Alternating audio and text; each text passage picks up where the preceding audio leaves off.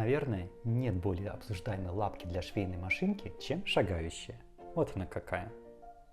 Стоит такая лапка достаточно много. За что? Сначала посмотрим, что это такое и как ее установить. Для ее установки надо полностью снять простую лапку и установить и закрепить шагающую вот таким образом. Как мы знаем, когда мы шьем, обычная лапка немного толкает верхнюю ткань вперед. Шагающая же лапка приподнимает и переставляет себя, тем самым избегая смещения ткани. Таким образом, сразу становится понятно, что шагающая лапка очень хороша для трикотажа, который легко поддается растяжению.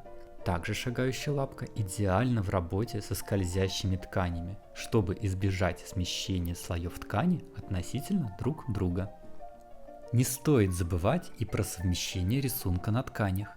Так как эта лапка предотвращает смещение слоев относительно друг друга, то совмещение рисунка становится намного проще и аккуратней.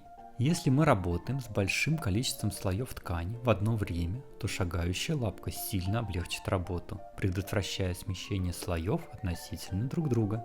И мое самое любимое и частое применение – это для стежки.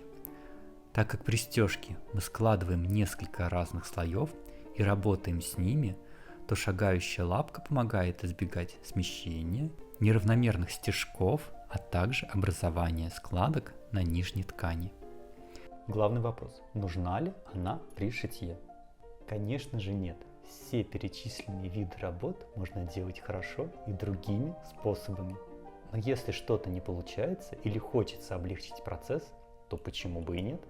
Главное, чтобы шитье доставляло удовольствие. Спасибо. Пока-пока.